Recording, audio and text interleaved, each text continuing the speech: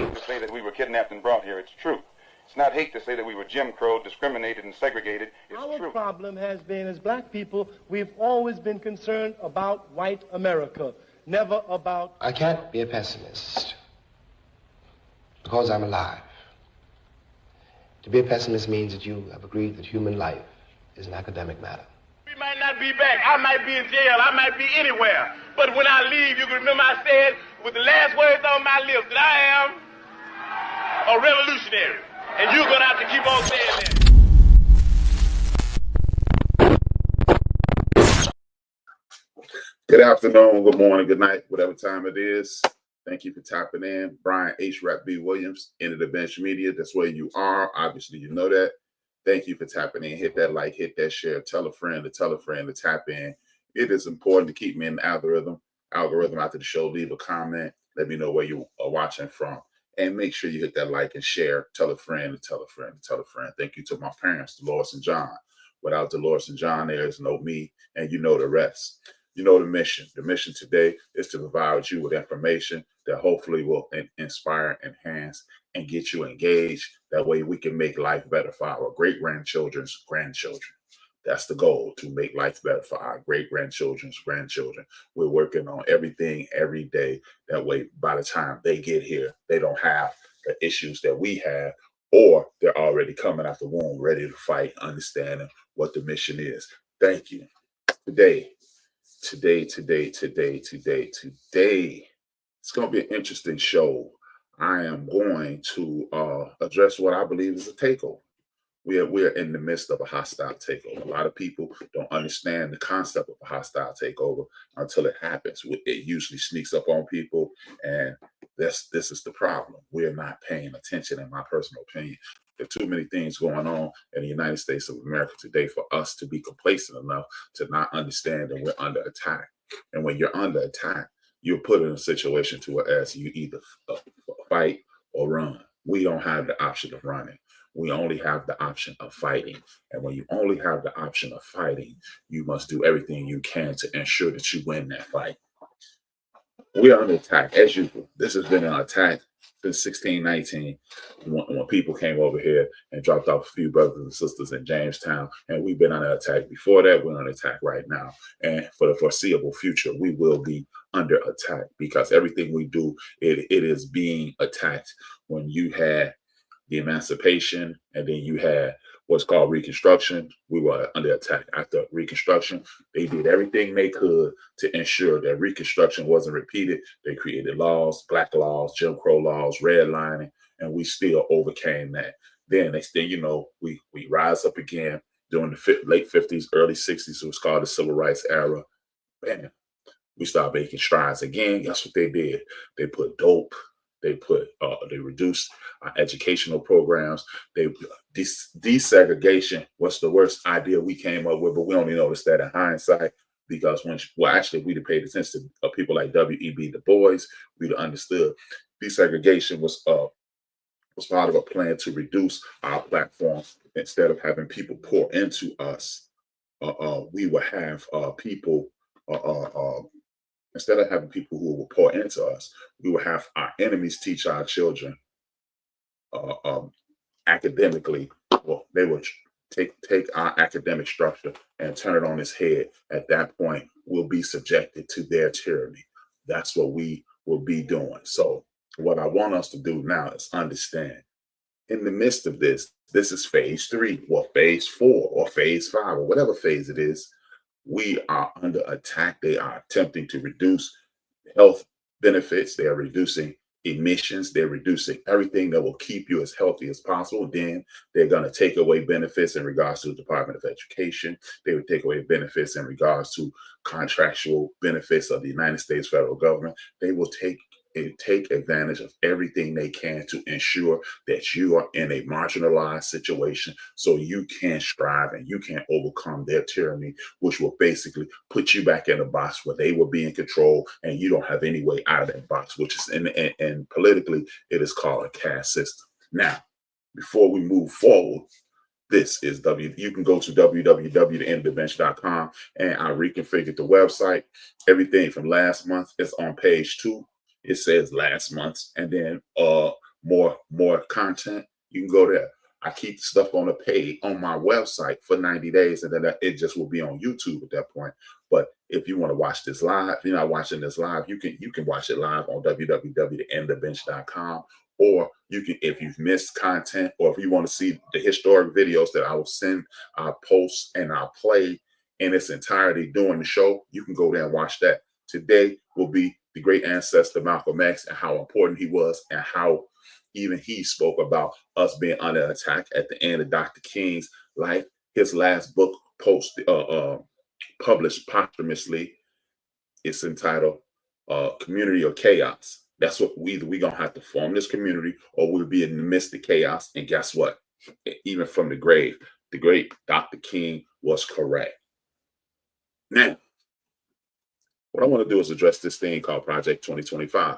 A lot of people, a lot of podcasters throughout the world, and a lot of people throughout the world say, hey, that doesn't concern us. What, blah, blah, blah, blah, blah, blah. And see, this is our problem. We can detect if another person from our community, you go to get your car fixed, you can't trust brothers. Oh, see, I knew it was something going to go wrong. You buy something from somebody in our community, you want to inspect it, re-inspect it, and have it triple inspected. No matter what it is, if it's coming from us, it seems that a lot of people in our community are skeptical of that. You probably, it's people that come to me, they listen to this program and they say, I didn't agree with everything. Damn fool, I didn't ask you to agree with everything. All you have to do is look into what I'm saying. If I'm wrong, come back and say you're wrong. Email me and say I'm wrong. The email is this. The email is the end of the bench, the end of the bench, end of the bench at gmail.com. I had a brain fart for a second. I'm sorry. Reach out to me on social media at HRap_B on all platforms. That's all you have to do. Reach out and say, hey, you were wrong. I have no problem with that. I'm not going to respond to any negativity. If you think you got me and you want to put me in my place, we can have a conversation. But I didn't ask anybody to agree with everything I said. But all I want you to do is look into what I'm saying. And if I'm right, then just keep looking. And if I'm wrong, send me something. Hey, I think this is wrong, and we can have discourse, or I see it this way, and then maybe you could change my mind.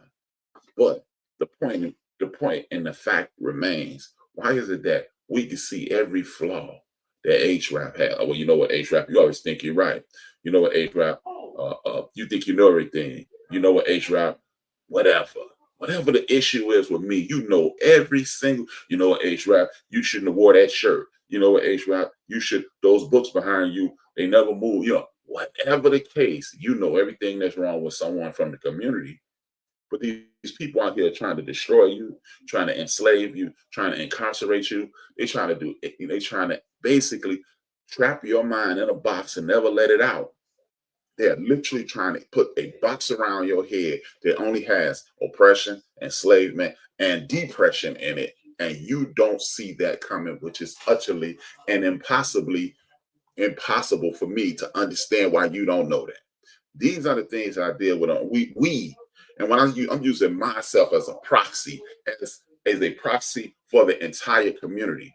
That's what I'm trying to do. I'm using this as an example of who we are as a community, and we are putting ourselves in a horrible situation to whereas what we will do is suffer the consequences of our lack of action. You think vote, a lot of us think vote, hey, well, my vote don't count. Well, why is it that your ancestors busted their back and put their lives in jeopardy? And you hear story and chapter and book and verse about how the people in our community did everything they could to vote. Why? Because the sheriff is somebody you vote for. That's the person who will put you out of your home. That's the person who will enforce the laws. That's the person who has basically domain over the entire community. That's what we're doing. We the state representatives, these are the people with the purse strings.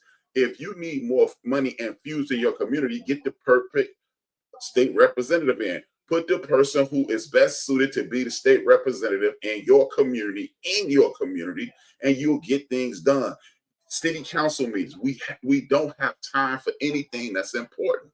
And these people have taken advantage of that. They turned you against Barack Hussein Obama. He didn't do anything. Your ass ain't paid attention to any politics. And your entire life, the only time you paid attention is when before he was elected. We're going to get behind the black dude. And we didn't ask the black dude for a damn thing. Why is it that You are asking someone to do something for you that you've never asked to do anything. And when he knows what the problems are, why is it that he has to figure out the problems? And then you run around the community talk using these colloquialisms and these phrases and these adages. A closed mouth don't get fed. But your mouth been closed for 50, 60, 70, 80, 90 years. You haven't had your mouth open yet. Not asking for anything of essence. We have to stop watching the train go by. These people turned you against Obama. They turned you against Biden. They turned you against Clinton. All I want to know is this. Why is this dude, if these people did nothing, why is he signed over 140 executive orders if they did nothing? Why is it that they're doing everything they can to enact this thing called Project 2025, which is a remix of Project 1980, which the whole thing is a remix? Because if you didn't know it, Ronald Wilson Reagan was the dude who originated the statement, "Make America Great Again." And we got national holidays since then. We got lynching bills passed since then. We got money added to HBCUs, and they're trying to destroy all of that. Have we ever had a perfect politician in the United States of America? You know we have not. You know it, I know it, and everybody knows we have not. But we're not looking for perfect. We're looking for people to support what we're trying to do. Look, am I a fan of any of these people? No, I'm only a fan of God. That's who my pom-pom shake for, the Lord. But outside of that, I can respect what you're doing. But guess what? We're not organizing. We're not having conversations. We're not thinking about this stuff. And then when the ish hit the fan and bust you in your face like a bat, then you want to talk about it. But otherwise, you want to talk about TV shows and sporting events and music and stuff that will not benefit you in the long run. These people they even got test places. They're trying to just there are 4 states that I know of personally, maybe even 5. The first one is Texas. They try something in Texas, then they'll go to Florida, then they go to Louisiana, then they go to Wisconsin, and maybe even out to Arizona. They put their plan in play in one of those places. And when they put their plan in play, they watch. Let's see how we can manipulate them. How is it that you have been trained, brain dirtied? Because when you get brainwashed, when you watch something that's clear and clean and the way you want it to be, your brain has been dirtied. And you have been told, hey, we don't like these migrants coming here. Yet and still, the government is openly being run by a person who was born in South Africa, the richest man in the world. But you have been brain dirtied to love people with finance and position to the point where no matter what those people do, you are accepted. I knew that was going on, but that's what rich people do. You know the game, and you know how it's no, you don't know the game because your ass is not in the game. And if it was an Illuminati of this secret society, listen to the first word, secret, meaning no one knows, society. That means a group of people that we know nothing of, and they're running the world. If it was such a damn secret, how do you know? Use your brain, people. We have to start thinking our way past these things. That is the distraction in it, where they know and they control and this, that, and the third. See, I ain't in that. Yes, you are. How is it that the secret society controls the world, but you get up and go to work every day, and you most of y'all have your money in a bank or on some card that let's say I'm off the grid, but you use the card. The card is in your name. And if they're strong enough and magnificent enough to get all this power, control everything, what make you think that car don't have a chip so they can follow you around? And then if they can't follow you around with that, they damn sure can follow you around with this. If your girlfriend can find you with this, well, what make you think that? Hey, newsflash, my phone is set up to, if I don't have you saved in my phone, you can't call me. If you call me, you go straight to voicemail if your name is not in my phone. But guess what? The police called me the other day. That call went straight through, rang. I'm like, what? Hello, Chicago police. So if the Chicago police has the technology to bypass my bypass, what make you think the people, the big bad wolf or the secret society or the Illuminati or the Bilderberg and all that nonsense, what make you think they ain't watching your black behind or white behind or Latino behind or Asian behind? Because I got people from all over the world support me. By the way, thank you. Hit that like, hit that share, tell a friend to tap in. Thank you. It is greatly appreciated. But these are the things that I want you to understand. Let's just say y'all right. It is this magical secret society and they control everything. And I might not, but do you want to be a slave in this situation, a physical slave in this situation? These are the same people. These people they seem to be neo-Nazis. In my perception, they seem to be neo-Nazis. Last time, you know what neo is a word, is a synonym for new Nazis, neo-Nazis. If they are the new neo-Nazis, what happened to the last time the Nazis were in power? Look at the similarities. You got a dude in power who discredited the media. You had a dude in power who discredited the media. So now you can't trust any information coming at you. You had a dude in power who targeted a group of people and made them the enemy. You got the LB. This dude created a bunch of enemies for you to hate. The first dude only had one group of people. This dude that made you hate the same group of people, the Latino people, the Asian people, and the black people. He got to hate your Jews because they control that thing and they got the money in it. So we gonna hate them. And then you got, I love people with money though. Help me understand. Yeah, the Jews, they control that thing. So that's your problem, black people or Asian people, Latino people. It's them. Oh, by the way, Asian, Latino and blacks, it's the Asian people. They got the money out to the Jews. See, they get the flu. They got the flu coming over. They gonna get us. And then black people hate the Latino people. Latino hate the black people. Meanwhile, they in control, and our food behinds is falling for this. How are we falling for the same trick? We continue. Why are you focusing hate on anything? I don't care if a Latino dude busts up in my crib right now and take a shot at me. I ain't gonna hate the whole Latino community. I'm gonna hate him.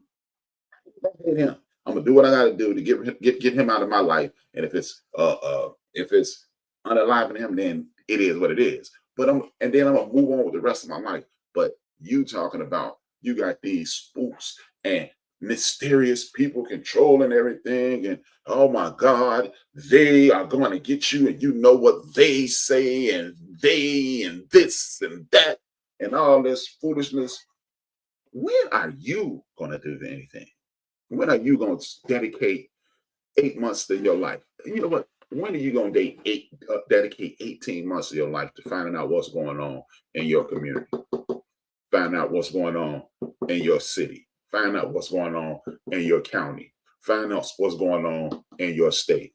Because if you do that, then you'll take over. Look, over the weekend, there are 4 bills attempted to be passed in one of those test areas, Louisiana. Again, it's 900,000 of us. 900,000. There's 3 million people in the state. 900,000 of those people look just like you. So let's just say you're going to have at least 10% step infected, tap dancing monkeys. Yeah, I said you got 10% of these dudes who want to be close. They want to be close to the system. Okay, now that's cool. That's 90,000 people. Now you still got 800,000 people. Now you got 810,000 people. You got 810,000 people trying to bust a move. Now, if they all move in one direction, you got indigenous people there, you got Latino people there, you got Asian people there, and you got some good white people there. If all of us move in the right direction, bam, it happened. They knocked down all 4 opportunities. Florida is next. Why ain't we focusing on that? All the Democrats ain't this and the Democrats ain't that. Well, you know what? Let the people that you support stand next to the Democrats and do exactly what they did. You use the Democratic Party to get what you want. We ain't got to be, man, stop falling for the banana and the tailpipe. First and foremost, I'm not party affiliated or under any circumstance. But what I will do is go down to Danny Davis' office. I'll pay attention to what's going on, and we'll make sure everything, the people that I move with, we're going to move in the same direction and try to use this system to benefit us. But are we doing that nationwide? How is it that it's more of us in South and North Carolina, and we only show up at like a 17 to 28% in most elections, and then the president comes, we show up at 50%. Just imagine if we flip that, we're gonna show up at 80% at all times. Not 100% at all times. Well, ain't nothing gonna be 100%. Let's just say we showed up at 80% in all elections, especially across the South. All of a sudden, North and South Carolina are blue, and we're getting our way. Florida, blue, we getting our way. Mississippi, Alabama, Georgia, blue, blue, blue. Louisiana, blue. And guess what? It's more Black registered voters in Texas than any place in the United States of America. So you know what that means. If y'all get up off y'all behinds, y'all to get it done. You have a dude who is attempting to make it. He's trying to defund voting. But before I do that, let me get to the Black history portion of this, because I need everybody to tap in to the Black history thing, because that's important to us. The Black history piece in this is extremely important. What I want to do is talk about this and show you how powerful you are, and show you that the people who are in charge, what they really do. They ain't worried about nobody, no damn cell phone. They're not worried about none of that. What I want you to do is pay attention to this story. I'll be back shortly. I'm going to play a portion of it. Y'all know how I do. You go to www.theendofthebench.com and watch it in its entirety. And the person who created the video, they'll get the credit. I'll get the traffic on my website, and we all will be empowered. I'll be back shortly.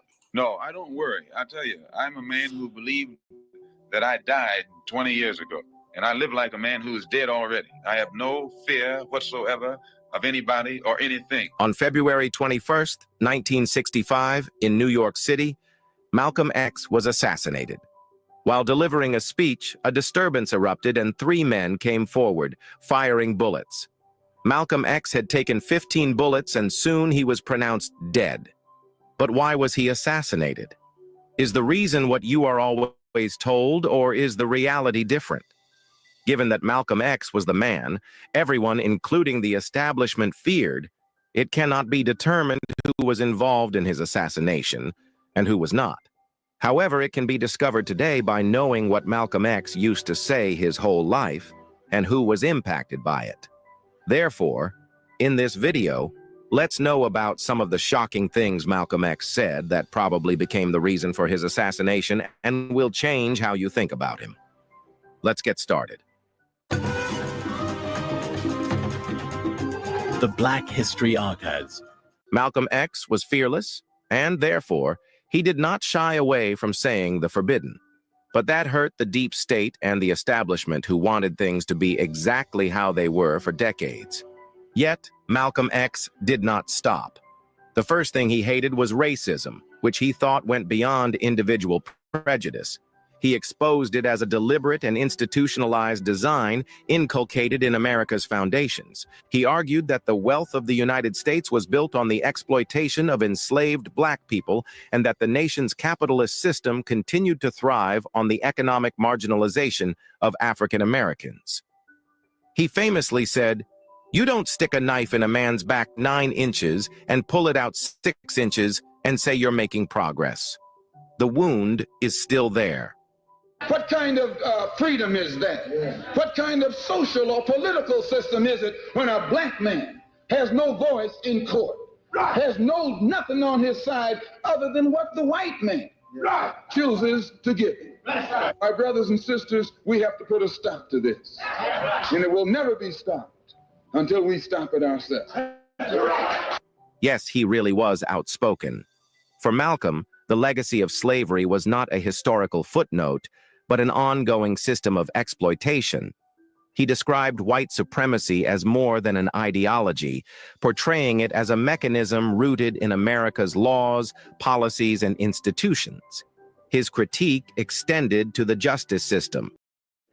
And as you see, continue to support me and the people on that website, because it's called Black American History. What I want you to understand is this. These are things that what I'm saying is nothing new. This is just remixes coming out of my mouth. What I want you to understand is we have to pay attention, because what they're using your celebrity, they're using distractions. They're always using everything they can to overlook everything that we do, and we allow it to happen. We are not paying attention to the Marcus Garveys, the W.B. Du Bois, the Booker T. Washingtons, the Noble Drew Ali's, the Dr. Kings, the Malcolm X, just the basic history people. I'm not asking you to do a deep dive. Just go into the people that they put in front of you, and they let you know. They put Dr. King in front of you, but they don't let you hear the speech that he made the day before he died. They let you hear the end. They want you, as a matter of fact, historically, people who monitor things of this nature say that I Have a Dream speech might have been one of his worst speeches ever. Dr. King, much like the great Jesus Christ that he follows and supports, did not always speak in a docile tone with a monotone, with a moderate temperament. He spoke with fiery vengeance that lets you know that I love who I'm here for, and I'm doing everything that I can, and I am willing to I willing and did put my life on the line for my community. This is what he's always saying. You only hear about the things that they allow you to hear about because that's all they want you to hear about. They don't want you to understand that Dr. King didn't play any games. They don't want you to understand that Dr. King was getting death threats on a regular basis. But you'll find out if he had any indiscretions. You'll find out that he potentially did this, he potentially did that. But let's talk about what he actually did. And once you see that, you'll understand, you'll understand why he was doing it, how he was doing it, and how you can pick up the mantle. And we're no longer going to light the torch or pass the torch. We're just going to light the torch. See, if you pass the torch, then it's dark over here. If I light my torch off your torch, and I light his torch off my torch, and he lights her torch, and she lights her torch, and so forth and so on, it's illuminated around us. Only thing we have is knowledge. One of the things that I'm talking about, as I was saying before the video, is you're looking at situations to whereas the current president is trying to defund the voting apparatus. This is why now the entire plan is starting to unfold. Why do you want to privatize the United States Postal Service? Think this foolery about, see, it's a business that's working at a deficit. Knock it off. We don't want to hear that foolishness. Let's think about this. Now he wants to, and he just signed an executive order saying that he's not going to fund the electoral process after the day after the election. Basically, if you have to mail your ballot in by Friday, if it's postmarked Friday night and it doesn't get there by Monday and Tuesday, and the election is Tuesday, if it gets there Wednesday, that vote doesn't count. See, because he understands that his base goes to the polls. Because what people say, hey, I don't have time to do that, this, that, and the third. Okay, if you don't have time to do it, well, as soon as the polls open, I need you to go that day, fill out your poll, and then send it in that day. So it'll get there 2 weeks, 3 weeks, 4 weeks before. But if you control the postal system, you can slow that process down. You can identify what it is that, another ballot, we're going to get rid of it. Why, if voting is that insignificant, why is it that they do everything they can to slow down the process? If it does nothing, I hear several people on the internet on the I don't even care about that vote stuff. Your vote don't count. If your vote didn't count, why is it that every time someone in this group gets in office, they do everything they can to stop you from voting? Please explain that to me. I'm listening. I'm up for the listen. Just help me understand. This is a problem that I'm constantly faced with. People with very little knowledge, very little information professing. And guess what? Where are those people at now? I could think of at least 3 to 4 people who stand up every election cycle, every presidential election cycle, and go, that don't mean nothing. Where are they now? Where are those guys with their plan? The last time I talked to somebody, and last time I tapped into one of those people who traditionally talk about anti-election stuff, they were talking about their shoes. The last time I tapped into their program, they were talking about their shoes and how they fit on their feet. Who gives a damn about how your shoes fit? Because I thought you were here to uplift the people. See, it's a lot of things that are in play. Like they use the rapper 50 Cent, the rapper, TV producer, entertainer 50 Cent. Hey, vote for this. Vote for these 4 bills in Louisiana. They're going to get teachers raises, and they're going to give businesses tax breaks. Why? And that is what they want us to believe is the trickle down effect. Ronald Reagan introduced that as a method back in the early 80s. We're going to give the businesses tax breaks, and then enough money. They're going to keep a lot of their tax money, and it's going to trickle down and make jobs. It's yet to trickle down 44 years later, almost 45 years later. It's yet to trickle down. Why is it going to start now? And I'm disappointed in Curtis 50 Cent Jackson because, look, man, yeah, at the end of the day, you are in this to make money. But guess what? The people who watch your television shows, the people who come to your concerts, the people who listen to your music, the people who give you the most support, they will be hurt because Louisiana is 41st out of 50 in infrastructure. So they were going to take away money for the infrastructure. They're 48th in academics. They were going to remove money from the school. Yeah, we're going to give the teachers raises, but we're going to close down some of the schools. Make that make sense. Then they got their 41st and opportunities. Guess what? They taking some of that money from the opportunities. So basically, we're going to further cripple. Oh yeah, by the way, roads and things of that nature, we're taking that money too. So you're gonna have jacked up roads, jacked up schools, and you already have very few opportunities. We're gonna remove some of those opportunities. But 50 Cent gonna be down there making TV shows so y'all can watch TV. But if you don't pay for stars, if you can't afford to pay for stars, how are we gonna watch 50? This is the problem. Too many people are willing to make, instead of making $8, they want to make 14. But they only really need to make profit. They need to make 2, but they're gonna make 8. But they want to make 14. Make the 8, bruh. Think about the people who need to support you. But people don't do that because it's about that bag. That's what they say. It's about that paper. I'm trying to get paid. This is the problem, people. We are always putting ourselves in a situation to whereas we are the last people to benefit. If you want something to get done, you got to get up and do it.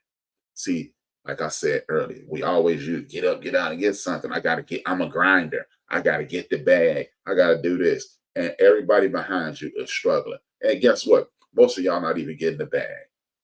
You're treading water. Because if you're still struggling in any way, shape, form, or fashion, you're not the hustler that you think you are. You're just talking. You're just talking.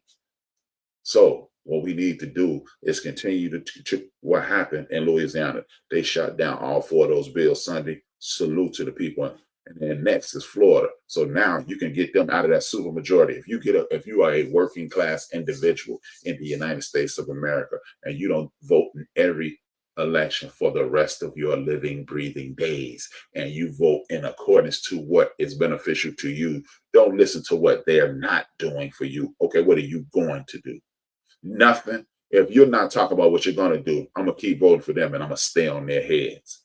If they haven't taken anything from me and I haven't asked them for anything, now we're going to listen to Rap. We're going to listen to X. We're going to listen to King. We're going to listen to Hunter. We're going to listen to Carr. We're going to listen to Martin. We're going to listen to the other people, Monique Presley's of the world and all those and the Joyanne Reeds of the world and say, hey, maybe they are right because it's 170,000 people who have lost their jobs since these buffoons have been in office. Get involved.